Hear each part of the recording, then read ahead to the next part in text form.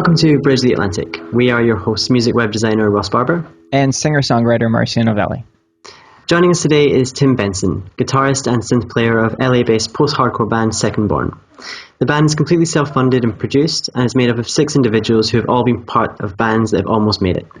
We're looking forward to finding out more about Tim's experience in the music industry and hearing about SecondBorn's upcoming EP, Symbols. Hey Tim, how is it going? It's going great, guys. How are you today? We're good. Well. We're good. Excellent. We're well. Cool. So we like to start off every show asking our guests 3 things about themselves that everyone should know. Okay. Well, first off, I've been playing music for a very long time, almost 20 years. So I've definitely been around for a few years here. Just, really determined guy. When I set my mind to writing something or starting a project, I really like to see it through. At least on some level. So obviously with our band SecondBorn, we've been able to do some things fairly quickly. And, I just try to stay determined and really tenacious and try to stick with it. Music industry is really tough, so you have to be on top of it really a lot of times. Second thing, I feel like I'm very creative musically. I know that's kind of, cliche, but it's weird. I'll be in a conversation and I'll hear this random sound with somebody, like just odd random sound in the room, and it'll trigger something inside of me, like, oh, that'd be pretty cool if I can do that on guitar, and then that'll trigger a song, and then 2 days later we've got a whole record written. So nice. And then the third thing, I feel like I'm a big nerd, and I think that's okay. I'm okay with that. It's 2015, being a nerd is okay now. It's really cool, right? Finally. We finally have our day in the sun. Thank you. Thank you, Internet. Yeah, thank you. I'd say it's Internet. I do blame the Internet. I think that's probably what has contributed to a lot of that. I like my Star Wars. I'm a huge fan of Game of Thrones. I've never gotten into it. I've never watched it either. It's great. It's really great. Especially for fans of that genre. It's really good. Just reading a lot of books, into a lot of Zen type stuff, and every now. Go into that a little bit. Okay. What? Power of Now. Yes, that's one of my favorite books of all time. Yeah. Changed my life. It really has. Yes. And he's a great writer too. Absolutely. The Secret, obviously, books like that. Just that one I'm a little more skeptical about. Like, I'm open-minded. I'm a little more skeptical about that. But I love Eckhart Tolle. I love how he takes Eastern philosophy, and it doesn't actually takes everything in a way, and he's not tied to any particular religion like myself, right? But yet he's able to bring the best of all of them together and show that there's a commonality and do it poetically. Yeah, which is really cool. And if we're on that train of thought, real briefly, I'd like to mention Stuart Wilde, who's one of my I guess people that I've really studied under his books. He's got a book series called The Infinite Self, which is really it's really life-changing, man. It really allows you to reflect more upon what your life's all about, just general spirituality things without getting into any sort of like religious dogma or anything like that, because that's kind of a dangerous road, and that's one that I'd rather not tread down or tread lightly. The exact same path, Claire. We're on the exact same path. Spiritual, not religious. Right? Exactly. So, and everybody's got their own belief system. Yeah, teach their own. Absolutely. Cool. Well, that came out really quickly. I like that. Yeah, man. Yeah. Talk about a quick, deep road we got. There we go. Within under 5 minutes. I love it. 5 minutes, man. That's normally the post-interview stuff. I know, right? And then we're like, we should have recorded that. Yeah. The first thing you said about being really driven and you like to see projects through, I love that. I can really relate to that. And that's something it's very difficult to find other artists that you can collab with that are on that same level. Sure. So how have you been able to form this band, SecondBorn, and with other people that I'm assuming are on the same level, or else you probably wouldn't be in the band with them?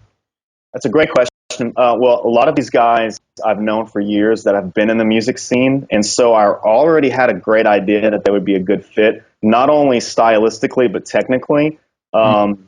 I've been in about 3 or 4 other bands, 2 of which have been on the indie label route. We've done the touring thing. So is that the almost made it part? Yeah, that's the almost made it thing. I love that. Other guitarist, Pat, was in a band that did several showcases for major labels, and I mean they were right there, and the music was fantastic. just as circumstances work out, it didn't quite happen. It's about so much more than how good an artist is, unfortunately. It really is. More so today than ever. Yeah, you're absolutely right. It's so hard to break through what I call the music white noise. Yeah. And so what I wanted was, initially SecondBorn was just rattling in my head for about 2 years, and I had the home recording studio, and I'll just write down some riffs and put some beats together. And as our singer Daniel and I got a little bit closer the last few years, just, chatting it up, he came over, laid some vocal tracks down, we'd let a few people hear it, and folks were just like, man, you really got to get this stuff out, and so it just sort of evolved from there, which is pretty cool because it was something that I wasn't expecting. So I wanted to see how far we could push this band on the level of, well, what if we kept writing stuff, and instead of going and touring 20 different cities in our vicinity, which is fine, let's put this package together. Let's really make this EP or these songs as strong as we can, and let's just put it out there on the internet, and let's try to market it in that fashion. Because think about it like this. Very smart. Yeah, well, a lot of bands that I dig, I've never seen live, and I didn't become a fan of theirs because I went to their live show. Now, some bands that's the case, but not every band. For instance, I'm a huge fan of the Beatles. I mean, they're way before my time. Never seen them live? I've never seen them live, man. So obviously they're way before my time, but that begs the question. Well, how did you hear about those guys? Well, from other people, maybe the radio, maybe online, maybe whatever. So why can't bands that are not signed do that on their own relative level? Why couldn't they market themselves and get into a bunch of ears, through shows like what you guys do, Right. And it's just... Mm-hmm. No, I like what you're saying. And you know what? When you really think about it, a lot of people put a lot of emphasis on live shows, and of course, it's very important to tour and everything. But yeah, actually, most of the artists, most of the bands I've gone into, I heard about them first, and then I'll go see them live. Which is important because that's a band's bread and butter, playing live, selling merch and everything. But like the only time that I'll really discover a band live is if they're supporting a band that I already like, who I most likely heard through the internet anyway. Yeah. So Exactly. I do find I don't really go to that many shows anymore. I used to go to a lot. I used to maybe go to like 5 a week. Yeah, I know. And that was when I lived outside of a big city, so I would travel like every... And I used to go to gigs all the time. But I guess because I'm busier now, I don't really want to go to many live shows. But when I do, it's always a band that it's almost always a band I've listened to for a long time online. And yet I'll very rarely go and see a band if I've not listened to them online or got some kind of connection with them through the internet, I think. Right, absolutely. It's a different world now, too. I mean, of course, like 30 years ago, there was no internet. Well, actually, I think there was, but not the way we know Not to the level that we know. I think it started in the 70s. Yeah. But the point I'm saying is, you would have to see a band live, or you'd have to hear them on the radio. And most likely for them to get on the radio, they would have had to have already built up a following, all this kind of thing, right? Right. So why not use that internet? I mean, I'm totally with you on that. It's going to be around for a while, so... I don't know, I mean... It might. We'll see how it goes. So you guys... sorry, go ahead. No, you make a great point, and just to wrap that thought up, some people feel that, we want to build ourselves through the live show aspect. And hey, that's great. No, I mean, more power to you. That's great. And we've done that in previous bands for years. And so we just wanted to try a different way this time. And so that's all. I'm not trying to say our way is better or worse. I think for maybe where we are, it just seems to work for us. So. Absolutely. Mm-hmm. I think there's no right or wrong way to do things anymore. There's not. So a lot of it is trial and error. So you just have to try different things out. And the things that work, do more of it. And the things that don't work, just learn from that and then find something else that does work. Right. Yeah. So you guys self-produced an EP called Symbols, and it's coming out June 2nd. Yes. So depending on when this airs, it may have already come out on June 2nd. Yeah. Awesome. So tell us a little bit why you guys decided to self-produce the record rather than bringing in an outside producer, and what were the biggest challenges? My God, I could write a book about our story here. So we actually, we intended to bring in maybe some outside ears, and we never really could get quite the sound we were looking for as a band. I'd rather, I'd kind of rather keep those names anonymous, just because of course. I don't want to ruffle the wrong feathers. No, of course, yeah. But we'll keep them fresh, guys. yeah, exactly. But what ended up happening was the demos that I was working on my home computer. I just kept honing in, and I would come home from work and I would just work on the mix for like 4 hours. My wife yelling at me half the time, but that's okay.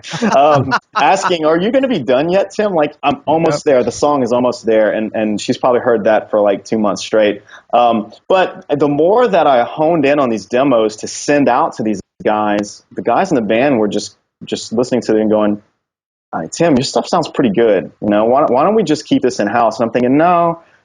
I really want to get somebody that's qualified to head it up, right? And so we did kind of send a few songs out, and they had a really interesting take on the song, and it wasn't to say that what they were doing was wrong. It was just I think we all knew what we were going for, and the more I kept sending demos out, the better my mixes kept getting. So we just said, screw it, we're just going to use my mix and just be done with it, and so the final product you guys hear is actually mixed and mastered out of my home studio. So how long is that something that you've been doing for a while? Is that something you've taught yourself to? Did you ever go to recording school?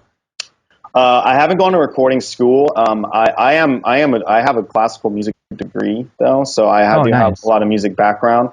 When it comes to recording, 2 years ago, I didn't have a clue how to press the record button. Good for you. And I just the last 2 years, I just forced myself to make a lot of mistakes and then listen and try to correct it. It's been a slow trial and error process, but I think I'm finally at the point where I actually kind of know how to not make it sound terribly bad. I like that. Yeah, I'm with you on that. You can fake your way through it. I can fake my way through it now. Yeah. I love that. I love it. And so your EP's had some pretty positive reviews already. I know Rebel Noise, Examiner, The Indie Authority, all really liking it. That's amazing. Do you have any advice for artists who are looking to get their music reviewed by blogs and publications like the ones who've reviewed the EP so far? Well, have somebody that can take the time to send out an email to all of these outlets. Take maybe a day to write a press release, and really just like maybe a paragraph or two about your project, about your record, and try to make something compelling about your record so that when you send out to all of these outlets, that they'll be interested in clicking on the email and opening and reading the email. A mistake that I see a lot of bands make, and this is a very common marketing mistake, is, hey, look at us, we're cool, and that's fine, but if I'm a random listener, that doesn't tell me anything about your style. Exactly. If you were to say, hey, there's a new band from South LA or South Louisiana, we have this post-hardcore / synthy type rock sound, upbeat songs, very melodic driven. Well, that may not elicit a response from every person that you send out, but the ones that are interested in that style will most likely respond. Yeah, because now you're hitting the people that you think would be interested in your music. So yeah, do you ever hesitate to draw any comparisons to other bands? Because I know sometimes it's so tough as the artist to do that, but a lot of times it's very helpful for other people to grab their interest. Sure. I'll answer that question because that is a question that I get a lot, and honestly do duck around that question. But I will give you an answer there. The comparisons that reviewers, and this is interesting because these are bands that I don't normally listen to, which is how it always happens, right? Yeah, it's like, what? I sound like that? Okay, whatever. So you guys sound very country. Is that right? No, I'm kidding. No, we get a lot of comparisons to Thursday, which is interesting because I own like maybe 2 songs from Thursday. It's one of my favorite bands. Yeah. And Thursday was a big influence on the post-hardcore genre for the early 2000s. So and it's interesting, and I actually do like those guys. I just don't have a lot of their music. Another comparison we've gotten is 30 Seconds to Mars. I don't hear that, but another great band. I can see possibly with a lot of our electronica aspects. Maybe I think that's a comparison. The usual Seosin, Finch. Finch. A band that I really look up to is Further Seems Forever. And and the record, and actually the first record, Moon is Down, and also How to Start a Fire with Jason Gleason. Sweet. And what sort of plan do you guys have once the EP's out? What's the next step with that? Well, we're looking to do some more major promotion on the national level, at least here in the States. We do have a alternative press ad that's out right now. We've got some alternative press stuff that they're helping us out with. We're also on the blast. That's really great. That is not cheap. That does not come cheap. But it's not very smart though. Well, I appreciate that. Yeah, and if you would have told me a year ago that we would be at that point, I would have just laughed at you and said, "There's no way." I mean, how? But we were able to make that work. Is that all self-funded? I know it's such an uncomfortable thing to talk about. No, it is. But the thing is, it's a reality, right? I mean. And because usually, label pays for that kind of stuff. Sure. But you guys, if I'm assuming you guys are self-funding, but then you reap the rewards of that. So it's an investment just like any other business, right? Absolutely. Yeah. That's something I had toyed with before. It just wasn't in the budget. Yeah. But that's very, very. No, I appreciate that. And they were kind enough to put something together for us that made sense. We weren't able to go over the top, but I mean, we were able to establish some presence there. We were also we're on what's called Blast Beat Network, which includes a few websites globally, a few other sites here and there. We've done Facebook promotion. To answer your question about what's the end game, the end game is we want to see as much record sell through as possible from a self-funded band, and just see what happens. Look, we're not in it to try to get quote unquote signed, because I think that the game has changed considerably. Now, if a label were to call us and say, "Hey guys, we see you got some traction going, and maybe we can work something out," we would look at it as any business investment. Well, what are they bringing to the table, and can they help us get to a wider audience and be able to sell more records? And if partnership. It's a partnership, right? Yes. And before, in years past, when I was really naive, I thought, well, record label comes in and just solves all of our problems. We just write the music and we just let them do all the not fun stuff. And that's really not a smart approach to take. And then it took me years to get out of that habit of what every musician probably defaults to, is like, let me just focus on the music and we'll worry about the business stuff later, because it's not always fun, It's not. But and it's okay. I'm not saying there's anything wrong with just focusing on music. Just get people that are in the business savvy world that can help you out, and that way you can focus on your. Well, because if I'm going to interject here, I mean, the problem is, as an independent artist, you get caught up with so much of the business stuff. It takes away so much time from creating art. That's something I've experienced, and that's where you can start bringing people onto your team. It doesn't necessarily have to be a record label, right.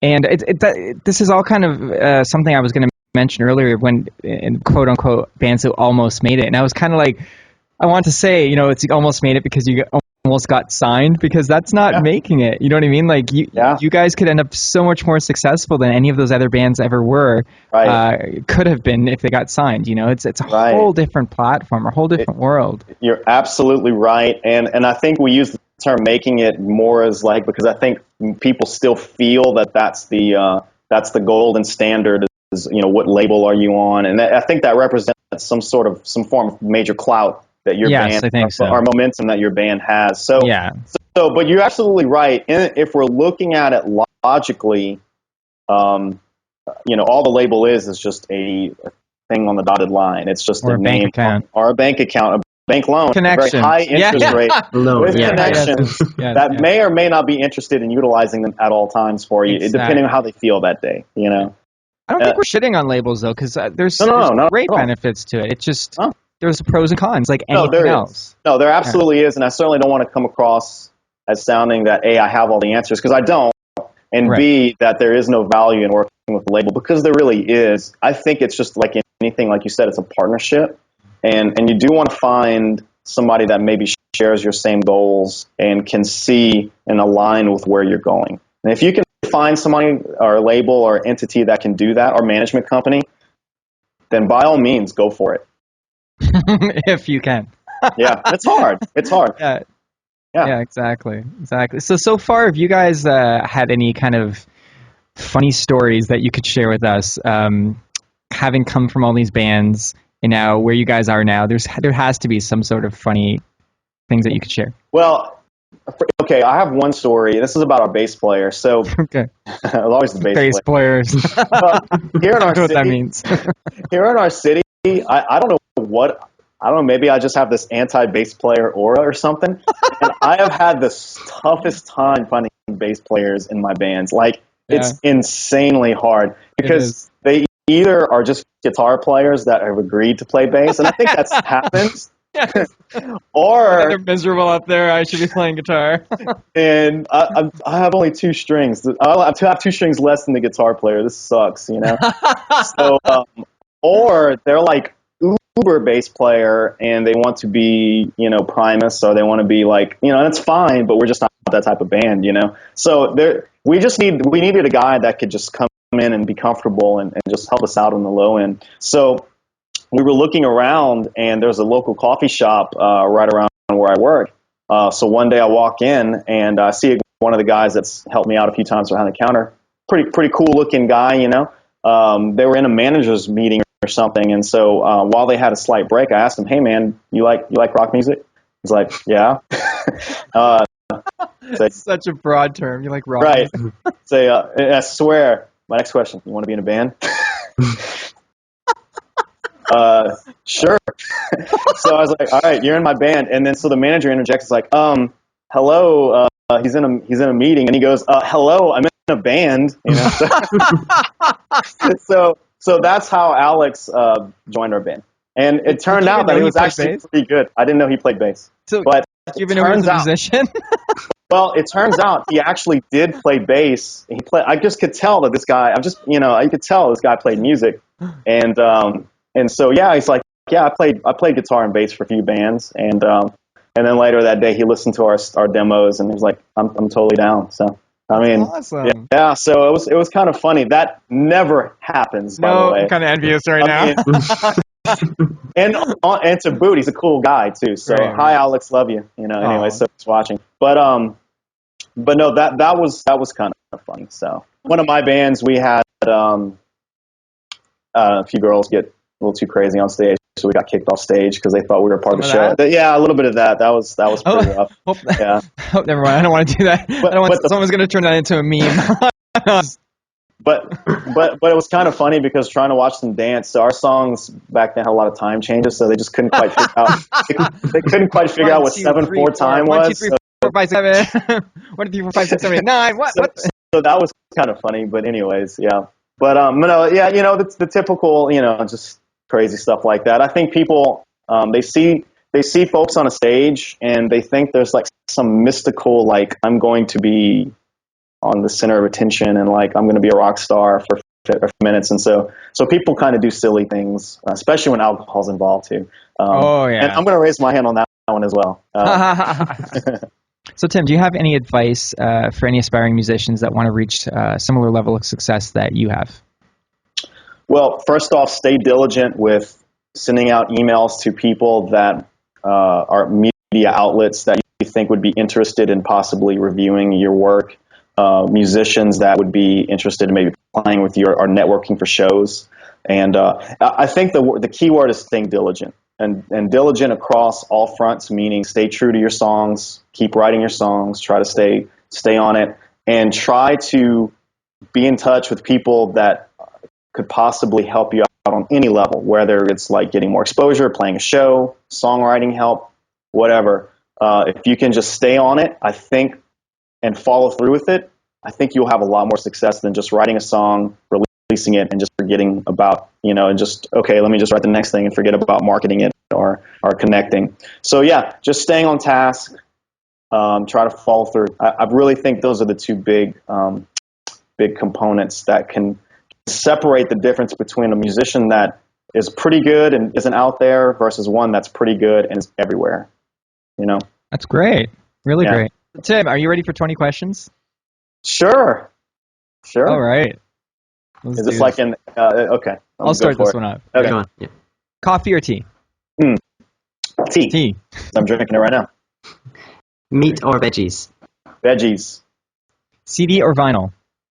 Ooh, I don't have a vinyl player, and I feel like uncool for saying that, so I guess CD. Neither do I right now. Yeah, I have no vinyl Vinyl's expensive as well. Oh yeah. Alexa on Fire or City and Color?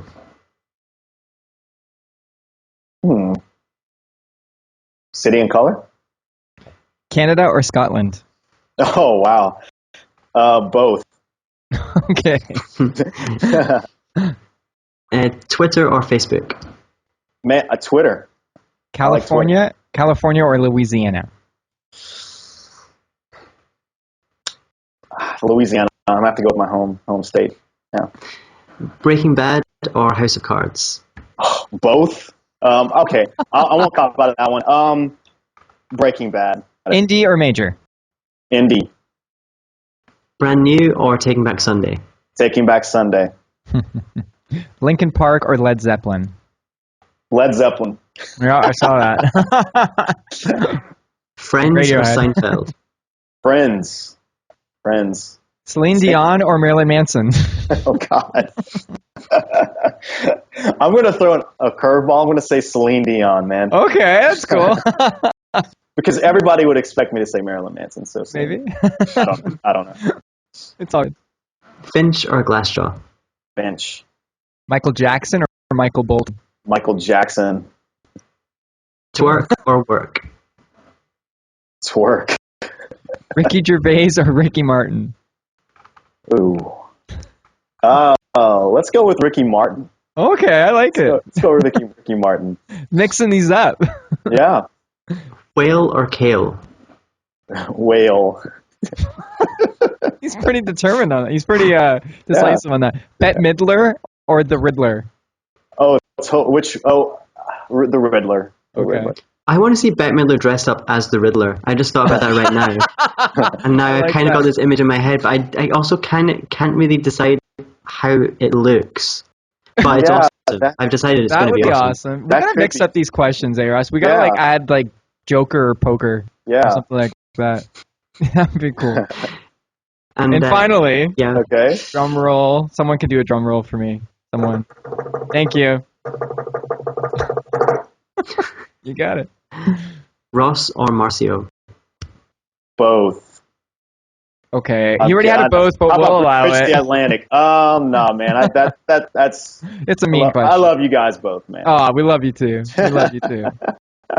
So, what have you been listening to lately? What sort of music recommendations do you have? Well, I guess my musical tastes are kind of all over the place. I really am digging the new Periphery record, the Alpha Omega. I don't know if you guys have checked that out yet. As I mentioned, Further Seems Forever, How to Start a Fire. Mm-hmm. I mean, that's so monumental for me. Beals' Revolver and the White Album, probably my two biggest influential records, like from the classic rock era, and then also like Led Zeppelin, you know. And I couldn't pick a song from Zeppelin. It changes every day, you know. Bjork, I'm a huge Bjork fan. One of my favorite records, Vespertine. Love that record. You know, a lot of the '90s stuff, Nirvana. You know, it's hard not to like, you know, that stuff. Smashing Pumpkins. You ever got into them? Oh yeah, I love all that stuff. Melancholy is one of my favorites of all time. Such a phenomenal. Yeah. Oh yeah, definitely. You know, and I like a lot of classical stuff, some jazz, John Coltrane, Wes Montgomery. Since I'm a guitar guy, classical. I'm a big Debussy fan. A lot of his piano stuff. A lot of neo-impression. And you might be one of the most Eclectic. Guests we've had on. It's wonderful. Yeah. Well, it's really crazy because I'm telling you, it's so weird. I feel like in this band I get to get out a lot of the angsty stuff, and I feel like tomorrow I could feel just as comfortable starting like a very synth pop type band, and then go with that for a while, and then maybe do like a classical project and go with that for a while. Why not? Yeah, sure. Why not? I try to have a good, healthy respect for different genres, you know. I think all three of us can agree on that. Yeah, certainly. Like what you like, and absolutely, it's music. If you love music, you love music. You know, people have said recently, you know, maybe rock is on the downswing or it's dead, and you know, I disagree. I think there's more bands out right now than probably at any point in the last few decades.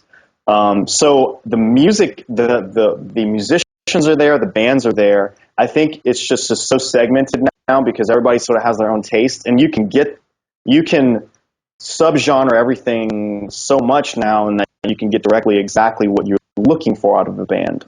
So in a lot of ways, it's created an opportunity for more bands to exist. I guess the only downside is it's tough to see if there's going to be ever like a Led Zeppelin again, somebody that has such massive, broad success that appeals to a broad spectrum of fans. One could argue maybe like Arcade Fire or like Coldplay or bands like that. Still, Coldplay really hit it big about 15 years ago. And they're part of what I call the old music industry. Right. Green Day's still around, and Green Day, but they started in 94. They hit it big after years of being a band. So it's not, I can't really, Linkin Park, I know that's, but it's still like 15 years ago. But they're all in that era. But then again, everything moves in cycles, in circles, circles and cycles. Yeah, like I know over here we're finding a lot of the synth kind of stuff is coming back, and like a lot of the artists that are kind of hitting it big here. Well, when I say big, I don't mean like mega mainstream, but like maybe just below the mainstream.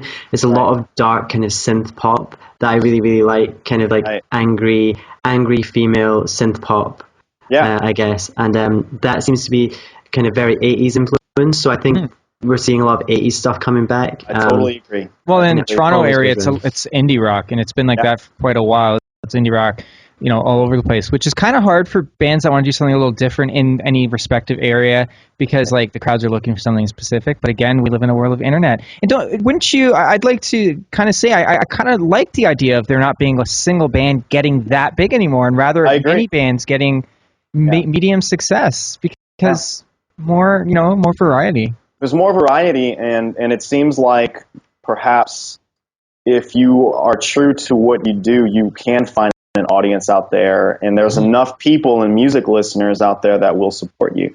So while you may not play Wembley Stadium all the time, you can still play some nice sized venues to a decent crowd and make it a sustainable type of career. So Tim, tell everyone where we can find you guys online. Well, you can find us on our Facebook page, facebook.com/SecondBornUS. Our website is secondbornmusic.com, and our Twitter hashtag is SecondBornUS. Perfect. And so those are probably the three biggest places where you can hit us up. Are you guys on Instagram too? We are SecondBorn Band is our perfect. Our tag. Yep. Cool. I always think Twitter, Facebook, and Instagram are kind of the they're the three. The holy trinity of social media. Trinity of social media. We tied it back. Well, kind of tied it back to spirituality. To the spiritual, yeah. So, kind of. So anyways, while we're on the philosophical, I'm kidding. Yeah, right. Let's go on to a whole other tangent. Hey man, this has been great. It's been such a pleasure meeting you. Thank you. I love the wavelength that you're at, both personally and professionally. I love it. Totally can relate, and it's been such a pleasure. Come back, please. Thank you guys for having me on, and thanks again for Bridge the Atlantic. You guys are doing great things, man. Really appreciate it. Yeah, good luck with Symbols, man. Yeah, good luck. 2nd of June. I'm looking forward to hearing the full record. Me too. Sounds good, guys. Thank you again. Have a great one. Thanks for watching Bridge the Atlantic. If you like what you saw, make sure to like, favorite, and most importantly, subscribe so that you don't miss each week's episode. Click on the videos above us if you'd like to see more, and please feel free to leave us a comment letting us know what you think of the show. Follow us on Twitter, Instagram, and Facebook, and subscribe to us on iTunes so that you can listen to us on the go. Thanks again for being awesome, and we'll see you on next week's episode.